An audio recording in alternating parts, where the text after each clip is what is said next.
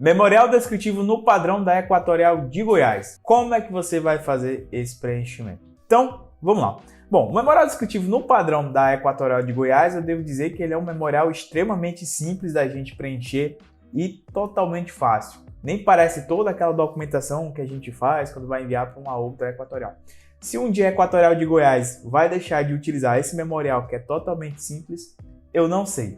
Mas, ultimamente, a gente tem utilizado ele e está funcionando e é inclusive o que ela pede. A Equatorial de Goiás ela tem um modelo próprio do diagrama fotovoltaico dela. Então, você tem que seguir esse diagrama dela. Caso você não siga, aí seu projeto vai ser reprovado. Então, vamos aqui para a tela do meu computador. Primeiramente, onde é que você vai baixar esse modelo aqui?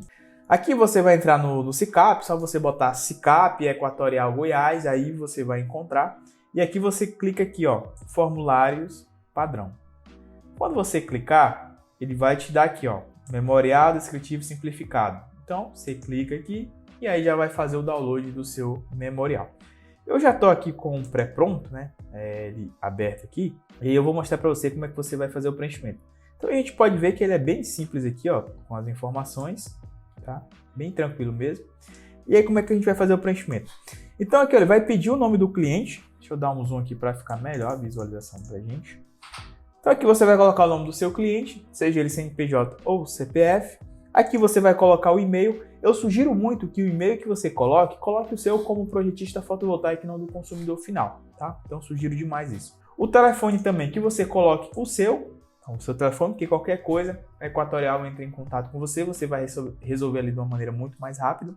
Aqui você vai colocar o CPF do seu cliente, aqui é do seu cliente, tá? Não é seu, é do seu cliente. O CPF ou o CNPJ dele. Aqui ela vai te pedir as informações do seu responsável técnico, então nesse caso aqui, você vai colocar quem é o responsável técnico. Aqui só por questão didática eu coloquei o mesmo nome. Vai te pedir o e-mail, então, como eu disse, coloque de preferência o seu e-mail, aqui de fato vai ser o seu, que você vai ser o responsável técnico, o seu telefone, o número do seu registro do CREA e também o seu título, se você é engenheiro ou se você é técnico em eletrotécnica. Aqui ele vai te pedir também, ó, o endereço da obra, então você vai colocar aonde é que está sendo essa obra. Então você vai colocar a rua, o bairro, a cidade e a unidade consumidora. Aqui abaixo, caso você vá fazer a compensação em um outro local, ou seja, você vai ter o autoconsumo remoto. Então, eu tenho aqui minha casa A e eu vou enviar créditos para a casa B, para a casa C, D. Você vai colocar aqui as informações. Então, aqui você vai colocar o número da UC e você vai colocar quantos por cento que você quer enviar. Então, eu quero enviar 20% para cá. Beleza. Então, aqui eu quero enviar mais 30%. Foi 50%. Os outros 50% eu quero que fique na minha residência. Então, você vai pegar o número da unidade consumidora, vai só repetir aqui. Opa, deu um probleminha aqui. Vou copiar aqui. E aqui você coloca os 50, que ele vai te dar as informações, elas têm que estar corretas. Se você deixar em branco, eles podem vir a reprovar, tá bom? Então, você coloca dessa maneira. Se você não sabe como fazer essas diferenças aqui, né, de percentual, como é que faz o cálculo, aqui também no canal tem um vídeo explicando uma aula apenas sobre isso. Aí aqui ele vai colocar, né, o objetivo da instalação, que é do sistema fotovoltaico abaixo de 75, se for acima é mini geração. Uma coisa que você pode perceber, esse diagrama é meio bugado, né? Então, realmente ele é assim, tá um pouquinho bugado, então uma letra fica por dentro da outra, mas é dessa maneira que a gente vai enviar para ele. Aqui você vai colocar a geração do seu sistema fotovoltaico, então aqui a gente coloca a potência, a menor potência, seja do inversor, entre os módulos. Então, meus módulos são 4 kWp, então eu coloco aqui de módulo. Não, mas a minha menor potência é do meu inversor, então eu vou colocar do meu inversor. Aqui ele vai te pedir como é que está o sistema lá, se você é atendido no grupo A ou no grupo B. Geralmente o grupo B é o que a gente mais faz projetos fotovoltaicos, que são para residências ou ali alguns comércios. E aqui grupo A geralmente é quando é projetos de mini geração. E quando a gente é atendido no grupo A, você coloca aqui o valor do transformador. Vamos supor que você vai estar fazendo aí para uma residência. Então, grupo B. Igor, lá não tem transformador. Então, você deixa aqui em branco, tá? Não tem problema nenhum, pode deixar em branco. Mas acontece muito em Goiás, como algumas cidades, por exemplo, Pirenópolis, é uma cidade bastante rural, então muitas residências, muitas unidades consumidoras possuem um transformador próprio. Então, se ela possui um transformador próprio, não é o transformador da rede elétrica.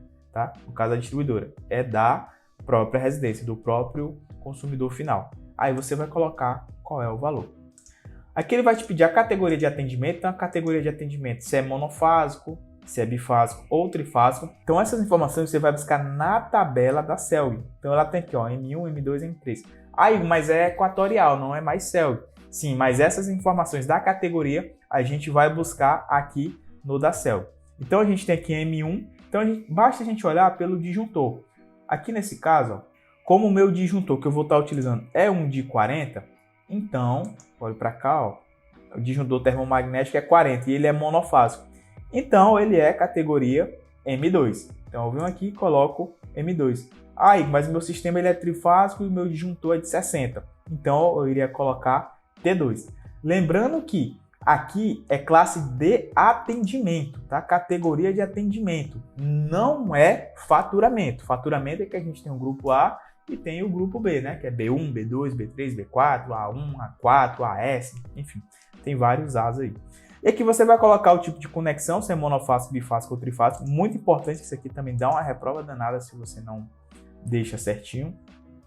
E a atenção de atendimento. Então, 380, 220, geralmente é o que a gente é atendido. Quando a gente tem um tráfego, normalmente a gente é atendido em 13.8. Mas há casos também que a gente é atendido em 34,5. Então, isso aqui você tem que verificar na instalação e pedir para o seu cliente.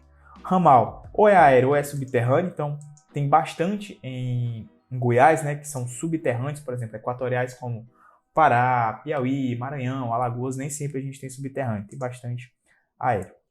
E aqui você vai colocar o disjuntor. E esse disjuntor que você vai colocar, ó, ele até informa o disjuntor de proteção geral, ou seja, o que vai estar lá no medidor do seu cliente. E aqui ele vai te pedir o condutor. Para você saber o condutor, você vai ter que vir na norma da Equatorial, no caso aqui, ó, da NT01, que ele vai te trazer mais informações. Sendo 220, 380, aí você vai colocar as informações. Nesse caso, ó, como for um disjuntor de 40, ele vai trazer 2, né? Se for de cobre concentrado duplex, a gente coloca o de 6. Se for, no caso de alumínio multiplexado, a gente coloca o de 10. Nesse caso aqui desse cliente, era um cabo de alumínio, então por isso a gente colocou o de 10. Aqui também ele vai te pedir o número do poste de derivação, então caso você não tenha o número do poste, você vai colocar como não conhecido, beleza? E se você tiver, aí você coloca as informações do seu número do poste. Bacana? Então é desse jeito que você vai colocar. Aqui ele vai te pedir as informações da descrição, então você coloca, ó, será utilizado, nesse caso aqui foram 10 módulos da OSDA, cada um com potência de 550. E aqui eu coloco, será utilizado um inversor da marca Solis com potência de 5 kW. Se fosse com microinversor, como é que você iria colocar? Vamos supor. Então será utilizado 3 microinversores da marca, vamos imaginar aqui, por exemplo, Royal Miles, ou então AP System, tá? Ou então Aurora, seja o que for. E aí você coloca, no caso aqui, a potência unitária de cada um, tá? Não necessariamente vai ser a potência total, mas a potência unitária. Aqui abaixo ele vai te perguntar as informações do inversor, então você tem que colocar dessa maneira aqui, ó, como ele pede, modelo, potência e quantidade. Por exemplo, eu estou usando aqui um sofá de 5 kW, e aqui eu vou estar utilizando, vamos supor, 3 inversores. Então, beleza, eu vou estar usando 3. Se for só um, coloco só um. Igor, se for, no caso, microinversor. Então, por exemplo, tem um da Royal Miles, que, se eu não me engano, o modelo dele é HMS 2000B4T. Aí, no caso, a potência unitária, bota aqui 2, você pode até colocar a potência total. Vamos supor, eu vou estar utilizando 3 microinversores de 2 kW. Então aqui eu colocaria 6. E aqui eu colocaria a quantidade. Bem como também aqui com os módulos. Então coloquei a marca do modelo, né? No caso a marca é OSDA, mas o modelo é o ODA 550. E aqui eu coloquei minha potência. Então eu multipliquei 10 módulos vezes 550, que eu tive 5,5 kW. Tá? Aqui tem 1 kW aqui. E no caso a minha quantidade que eu utilizei de 10.